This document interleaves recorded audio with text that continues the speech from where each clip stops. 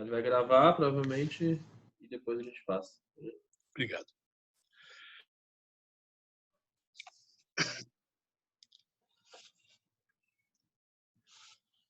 Ah, deu certo, viu, Neto? Sexta-feira o...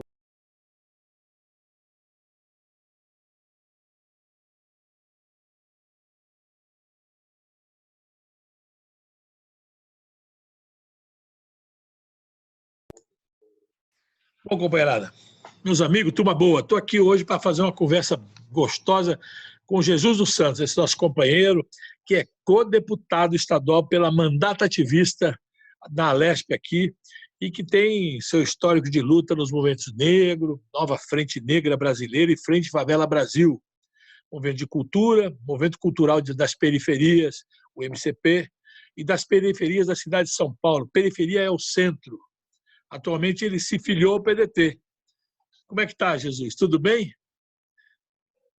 Tudo bem do ponto de vista aqui da minha família, sim. Estamos isoladinho, curtindo a nossa bebezinha, mas a nossa inquietude nos traz aí uma série de preocupações, porque muito das nossas têm aí passado, né, tem aí aprofundadas dificuldades as quais elas vivem, e isso, sem sombra de dúvidas, nos deixa aí bastante aflito com esse momento que a gente vive.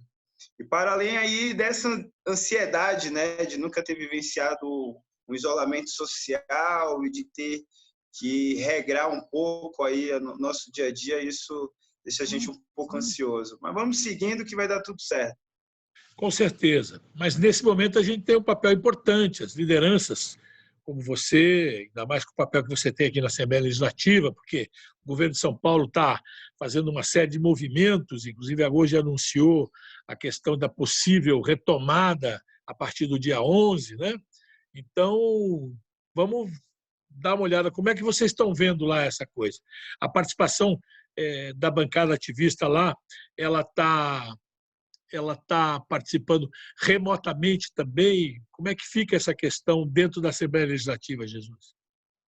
Desde o início, né, quando foi anunciado pelo governador o processo de quarentena aqui, a Assembleia passou a funcionar de forma remota, né, e acontecendo só quando tem alguma discussão extraordinária para se tratar, quando se é um projeto de unanimidade, que todos os 94 parlamentares estão ali coadunando com aquele projeto, ou quando é um projeto oriundo do governo do Estado. Então, a Assembleia está funcionando, diria que, muito devagar para esse momento que precisávamos ter aquela instituição a todo vapor, propondo e fazendo aí propostas e projetos de leis que diminuíssem e aliviassem a dor que parte da população do Estado vem sofrendo. Estamos funcionando de forma remota, por televideoconferências, mas pouco assídua pouco assídua essa prática, né, dos plenários por teleconferência na Alesp. A gente torce para que o presidente Cauê Macris, né, diante aí, inclusive, do processo de planejamento de retomada das atividades, também veja isso como uma oportunidade da casa também poder voltar aí a todo vapor. Eu creio que eu estou fazendo reuniões nacionais na Central, que eu presido.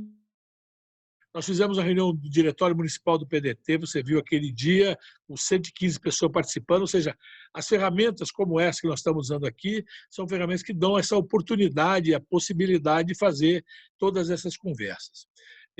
Eu sei que você, por exemplo, está por trás do PL do Programa de Transferência Condicionada de Renda, o cartão Família Paulista. Quais vantagens e desvantagens que você está vendo em atuar de forma coletiva no momento de pandemia? Olha que coisa que você vinha num crescer de participação das coisas, de repente há esse isolamento e a necessidade de mudar todas as nossas práticas. Como é que você vê esse momento e como é que essa cooperação com as instituições e esse cartão que você, esse projeto tão importante? Só respondendo parte da última pergunta que me foi feita, a gente, na bancada ativista tem construído aí uma série de ações no tocante a projetos de leis que visem dialogar diretamente, né, com que parte dos recursos do Estado chegue e seja acessível para quem realmente nesse momento necessita.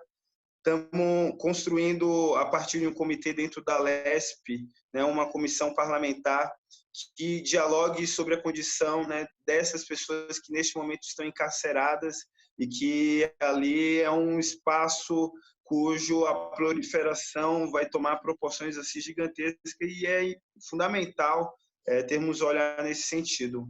De fato, a gente sempre disse, né, que as redes sociais muitas vezes tiram as nossas atenções e fazem com que a gente esteja distante um do outro. E aí surge, na verdade, dentro desse processo de crise, um outro olhar para as redes sociais e que isso acabou e tem, na verdade, nos juntado cada vez mais, e eu torço para que, ao sairmos deste momento, a gente leve essa afetividade para as ruas, para de fato estarmos próximos.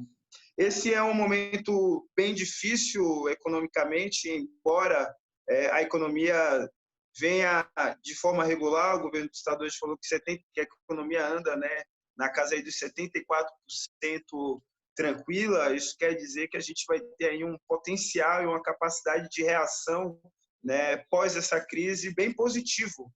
Então, nesse sentido, o que é fundamental hoje para discutir sobre uma renda complementar no estado de São Paulo é entender que a bolsa, que o auxílio emergencial a nível federal, que está sendo oportunizado aí a partir de uma série de inserções de movimentos sociais e dos partidos progressistas, ainda é de um valor muito baixo. O governo federal, inclusive, previa que esse valor estivesse na casa dos R$200, né? O Congresso passou 600, mas quando a gente lida com quem está aqui na quebrada, a gente percebe que R$600 é a compra do mês, para poder passar o mês. Uma cesta básica que leva aí uma semana está custando em média de R$50 a R$100.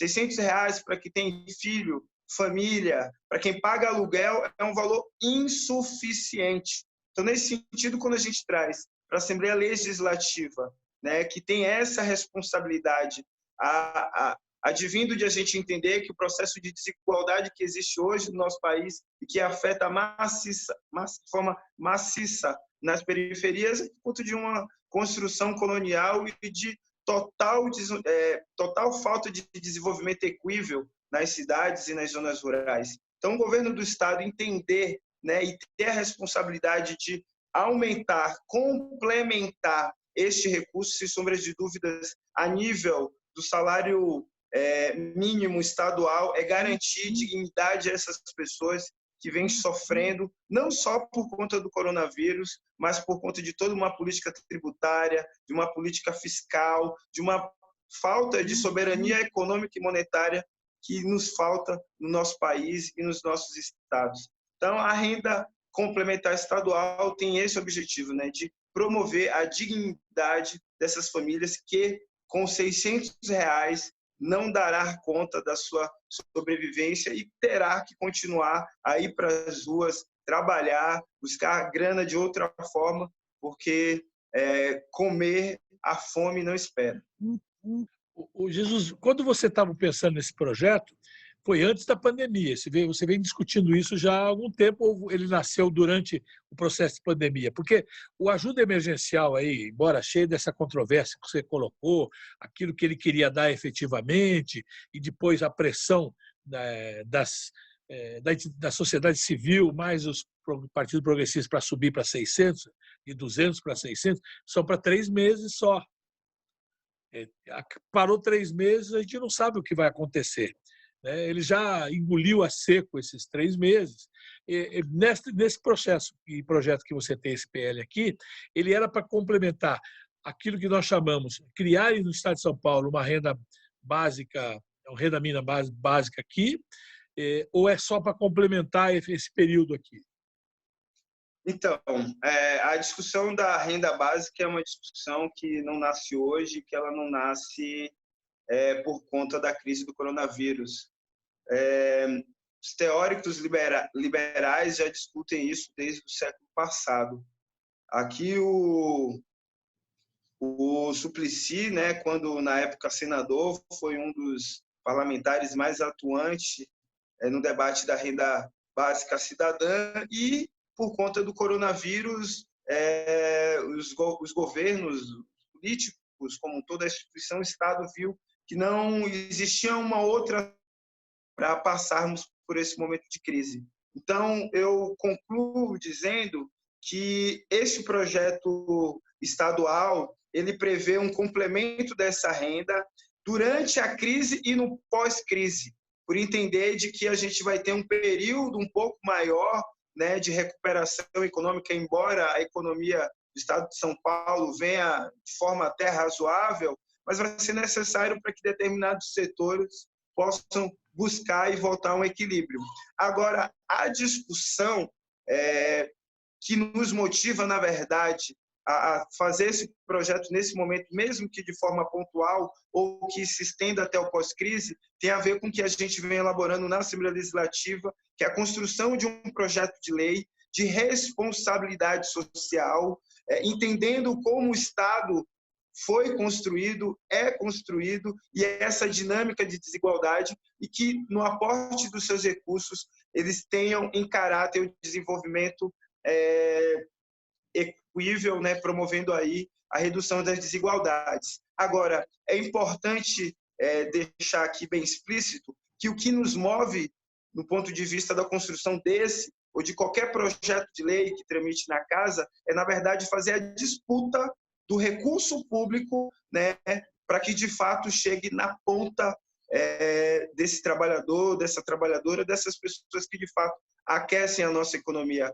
O grande capital tem recurso de caixa o suficiente para passar por essa crise como uma marolinha, né? Como o Lula disse anteriormente, enquanto quem está na periferia sofre isso como um tsunami. Então, pensar políticas, pensar a ação do Estado, inclusive do ponto de vista da onde vai aportar os seus recursos, sem sombra de dúvida, será fundamental para a gente construir aí um real desenvolvimento da nossa economia no Estado e não provocar aí, né, o aprofundamento das desigualdades.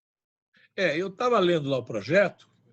Você sabe, a gente, para conversar e poder ajudar a pressionar os nossos parlamentares como um todo, eu vi lá no artigo 2º, o parágrafo 3º do artigo 2º, você ressalta a necessidade de que o benefício oferecido permita a incorporação de outros benefícios no futuro, né? Porque passou esse momento, como é que fica o jogo? Porque até pouco tempo atrás, falar em renda básica universal era uma utopia. Hoje em dia, mesmo com os teóricos liberais falando, mas eles sempre falaram, mas nunca implementaram. E nos Estados Unidos se fala muito do imposto de renda negativo, cada lugar tem uma temática sobre essa questão da renda básica. Mas nós temos que passar a discutir, efetivamente, no Brasil, a necessidade de termos um projeto de renda básica, renda mínima universal, para poder que nenhum trabalhador, nenhuma trabalhadora no Brasil fique sem ter o mínimo necessário para a sua sobrevivência. Uma oitava economia do mundo não pode ter a quantidade de pessoas abaixo da linha da pobreza que nós temos, e nesse momento da pandemia é que aflora mais ainda, porque quando ela invadir as comunidades, né, como você bem brinca, a quebrada, quando ela invadir as favelas, as palafitas, e aí é que nós vamos ver o quanto o Brasil tem uma dívida social para com seu povo. Você não acha que é isso? Com certeza, Neto. E quando a gente olha, por exemplo, isso na Brasilândia, né, que tem aí números altíssimos de pessoas acometidas pelo vírus Covid-19, e quando a gente olha, por exemplo, para regiões abastadas da cidade, que tem alto índice de infecção, né, mas um índice baixo de mortalidade, a gente vê aí, na verdade, já a desigualdade escancarada, né? Pesquisas anteriores já mostravam que, fora o Covid, as pessoas nas periferias têm uma média de vida muito mais baixa, quanto Pinheiros, Vila Madalena, as pessoas estão vivendo até 75 anos, a gente vê cidade de Tiradentes, Brasilândia, as pessoas vivendo até 55, 60 anos. Então, existe aí já uma disparidade e que o Covid-19 só reverbera, só escancara. É importante dizer que a discussão dessa renda cidadã ela deve ser prioritária para o nosso país. Por quê? Porque já em 95, e aqui não preciso nem trazer todo o histórico de luta dos movimentos marginalizados, do movimento negro, do movimento das mulheres pretas, de toda a mobilização que a comunidade indígena vem fazendo, mas eu pontuo aqui algumas coisas. Em 95, né, Fernando Henrique recebeu, nos 300 anos Zumbi, né, uma comitiva, e qual ali ele assinou e reconheceu que o Estado brasileiro tinha uma dívida, né, com a população negra. Houve aqui a Conferência de Durban, que o Brasil assinou um acordo de que iria produzir políticas públicas que diminuíssem e que erradicassem as desigualdades raciais, de gênero e sociais que existem no nosso Brasil. Então, para isso começar, efetivamente, aproveitar. É triste o que eu vou dizer, mas esse momento de crise do coronavírus que a gente está vivendo abre precedentes para a gente pensar, para a gente elaborar, para a gente caminhar para a construção de uma outra sociedade. E isso se reflete justamente em a gente pensar, implementar essa renda cidadã para todas e todos cidadãos aqui desse país, para que eles tenham condições de viverem dignamente e aproveitando aí essa oportunidade já para repensarmos as políticas fiscais, as políticas tributárias, que chegou a hora, assim como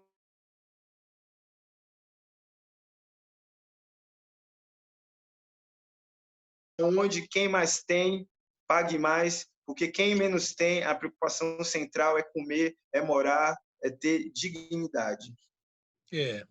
Eu acho que esse momento nos trouxe uma realidade muito interessante. Toda aquela narrativa neoliberal, ultraliberal, ela caiu por terra. O papel do Estado, o papel do funcionalismo público, a saúde pública. Né? Imagine você a gente ouvir o Boris Johnson, que é um liberal conservadoríssimo, que, acometido pelo coronavírus, vai para o hospital público, que o nosso SUS é baseado no sistema público inglês, e tem que sair de lá e fazer duas reflexões importantes. Primeiro, ele agradece ao sistema público de saúde a forma com que ele foi curado. E segundo, ele faz dois agradecimentos a dois enfermeiros, técnicos de enfermagem, um português e uma norueguesa, que foram e migraram para a Inglaterra. E no momento em que a Inglaterra e a Europa estão numa xenofobia ímpar, ou seja, recusando aqueles famosos refugiados, aquelas coisas todas, que ajudaram a construir a Inglaterra, os passados, quem migrou para lá ajudou a construir. Ou seja, caiu por terra essa brincadeira de achar que o neoliberalismo, o ultraliberalismo, essa segregação, e agora passa isso. E aqui no Brasil, o que falavam mal do SUS, o que falavam mal do Estado, o que falava mal do funcionário público, agora a narrativa nos ajuda olhar de forma diferente. O Estado é necessário. Nós não queremos Estado autoritário, totalitário, nós queremos Estado necessário, o que possa fazer aquilo que nós dizemos, coibir as mazelas das transnacionais, né, do trust em cima da gente, coibir a ação deletéria aí das agências nacionais. Então, fazer estoques reguladores de produtos necessários para toda a população, para que quando não haja especulação em cima dos produtos. Ou seja, vamos entrar pós-pandemia numa fonte para discutir. Precisamos ter um projeto nacional de desenvolvimento, precisa ter indústria nacional. Imagine, nós não temos máscara. Jesus, nós estamos importando máscara, respiradouros, produtos ortopédicos, remédio, que da indústria brasileira acabou tudo. Então, hoje, a população, que até ontem nos olhava com os olhos tortos, dizia: vocês ficam defendendo o Estado, ficam defendendo o funcionalismo público, que tudo é só uma casta de privilegiados. Né? Quem é que está no fronte?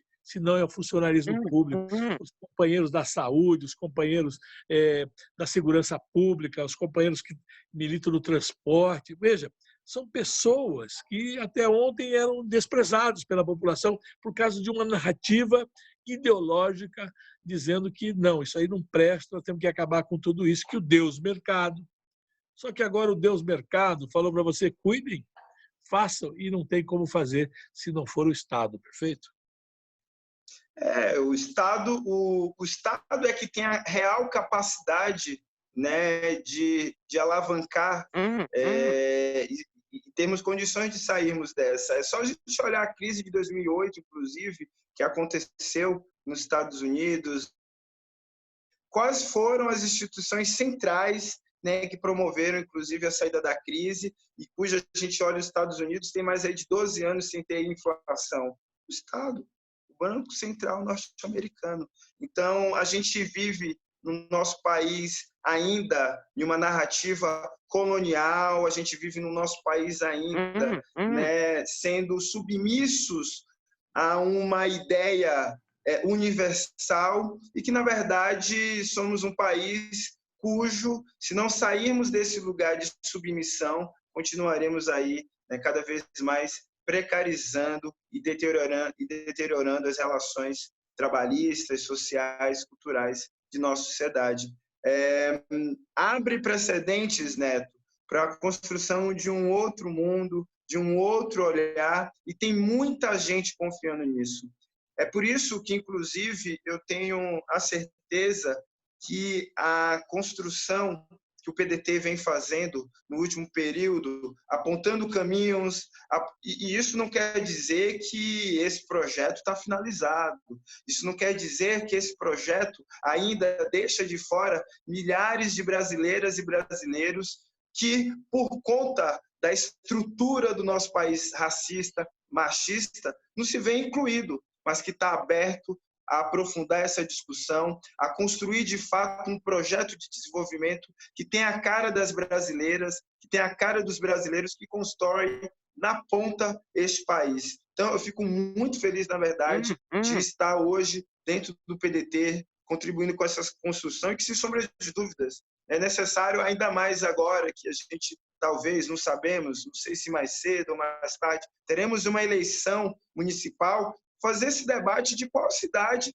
queremos, de qual que é São Paulo que a gente quer viver. Uma cidade que, inclusive, no último período aumentou o número de pessoas em situação de rua, uma cidade que, inclusive, tem ainda condicionado parte do seu recurso para pagamento, né, dos precatórios, para uma cidade que ainda não conseguiu construir políticas, né, que de fato façam aí a mobilidade social. E ano que vem teremos aí um debate muito importante, né, que é a discussão da revisão do plano diretor. Então, discutir de forma mais ampla, global, sem sombras de dúvidas, é importante, mas trago aqui o Milton Santos, né, quando ele diz olhar a ação local, né, a partir de um olhar global. E é essa tarefa aí que nos condiciona a seguir cantando, alegre, enraizando cada vez mais. Eu tenho uma tradução dessa fala do Milton Santos que eu digo pés no chão e olhar nas estrelas, né? Vamos caminhando. É por aí. Deixa eu trazer uma coisa que está me vendo aí a mobilização nas comunidades. Um bom exemplo que eu tenho visto, eu queria ver como é que você pode me falar de outras que você faz parte da Frente Favela, essas coisas todas. Paraisópolis está fazendo um trabalho muito interessante de acompanhamento do deslocamento do coronavírus dentro da comunidade. Não sei se você tem acompanhado isso. Criaram lá, subdividiram por pedaços, elegeram responsáveis por áreas e com isso ficam acompanhando todas as casas. Na escola que tem lá dentro, montaram inclusive a possibilidade de ter leitos para poder ampliar. Como é que a gente pode levar essa experiência, que eu estou vendo que está sendo uma das experiências mais bem estruturada, organizada, para outras comunidades, para que eles possam ter a mesma consciência que os companheiros e nossos amigos lá de Paraisópolis estão fazendo nesse momento dramático para a classe operária, para o povo mais pobre, porque se você olhar lá nos Estados Unidos, 60% ou 70% de quem está morrendo é negro. Porque, mais uma vez, ela vai pegar as comunidades mais pobres, os recantos, os recôncavos mais pobres, e onde estão os recôncavos mais pobres estão exatamente as comunidades negras, dado o processo histórico que nós tivemos no mundo com a exploração da mão de obra negra, com escravidão, todas aquelas coisas. Como é que estão nas outras comunidades? Porque eu vejo muito essa informação sobre Paraisópolis, não tenho acesso sobre essa questão das outras comunidades. Você teria alguma informação? Olha, eu faço parte de uma iniciativa que tem aí há um mês contribuído com a redistribuição na cidade de cestas básicas, material de higiene, limpeza, de proteção.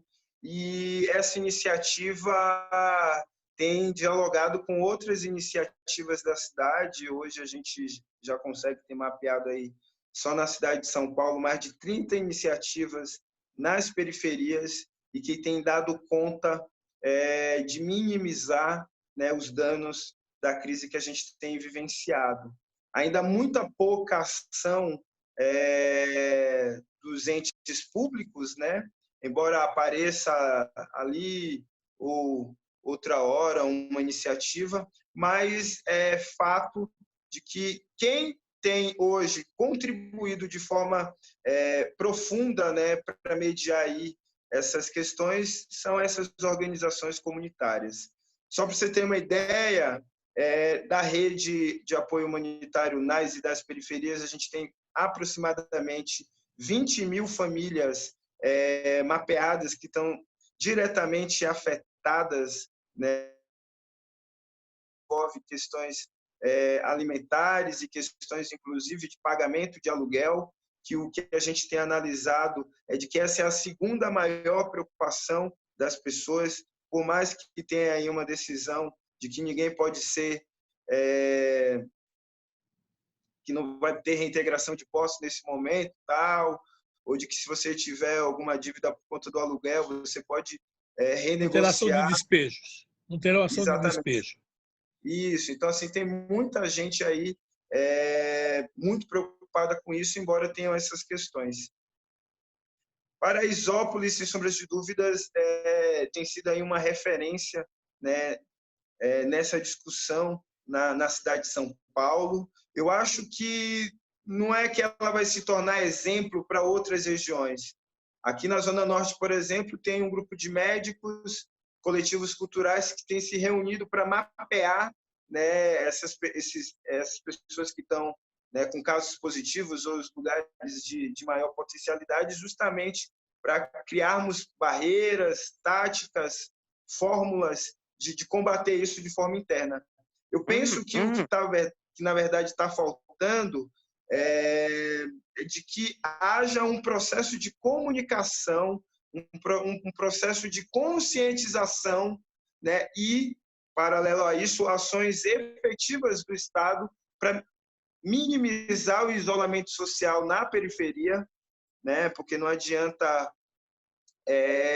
a gente ter toda essa discussão de isolamento, mas as pessoas ainda precisarem sair para trabalhar, ou não ter testes em massa na periferia, ou né, até mesmo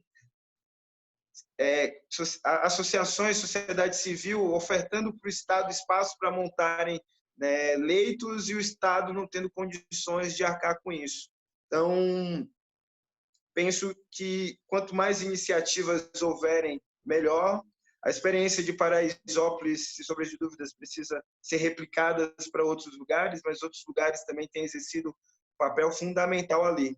E aí é isso, seguir torcendo para que mais iniciativas existam e que o Estado também, né, cumpra o seu papel, que é de minimizar aí essas dores. Muitas empresas têm contribuído, né, têm de alguma forma ofertado, contribuído com grana para que ações se tornem mais efetivas, mas é necessário ainda aumentarmos essas ajudas, essas experiências e iniciativas para dar conta, né, da demanda que tem aí aparecido com a crise do coronavírus. Bom, Luiz, está chegando o encerramento da nossa conversa, sabe? Infelizmente, esses softwares que a gente usa têm um tempo justo aí. Eu queria agradecer e parabenizar pelo trabalho e vamos ver se a gente faz outras conversas para trazer aí. Eu lembro que eu brinquei, vamos criar a questão aí, vamos como é que introduzimos cada vez mais essa quebrada nas discussões para ajudar a formular juntos um novo caminho para São Paulo, uma nova São Paulo para todos os que estão na quebrada. Falou, amigo? Agradeço aí o convite da gente estar fazendo esse bate-papo. Sem sombra de dúvida, a gente tem muito para conversar aí daqui para frente. E o que eu gostaria muito é de conclamar, de convidar não só o meu partido, não só o meu presidente a encampar, né, a luta pela aprovação desse projeto de lei na Lesp, mas para ajudar na articulação e a todo mundo que está assistindo aí a gente nessa live possa também aí se somar nessa luta, porque afinal essa é a disputa que a gente precisa fazer, né? Porque não dá mais para a gente viver com essa sociedade toda desarranjada. Vamos nós então pôr as mãos nas massas e seguir aí para a construção de uma outra sociedade. Tamo junto e um abraço no coração de todas e todos. Esse é o nosso papel. Pode contar com o PDT de São Paulo. Nós temos uma bancada muito pequena, temos um deputado, mas é atuante. Nosso querido Márcio Nakashima, com certeza, vai ser um dos grandes apoiadores para a aprovação desse projeto na casa aí na Lesp. E vamos pressionar, puxar as nossas entidades amigas, nossos movimentos. Tem 2,5. Tem um deputado e um co-deputado na Lesp. Vamos trabalhar juntos. E aí, você sabe, vamos mobilizar os nossos movimentos para todo mundo pressionar todos os deputados para que juntos. E aí você imagina, se tem deputados por regiões, né? Os PDT na região, a gente mobilizar as regiões para pressionar os deputados, porque esse é um projeto de profundo interesse para os mais sofridos, os mais abandonados, aqueles que são invisíveis na cidade. Perfeito, querido? Forte abraço a você, até a próxima.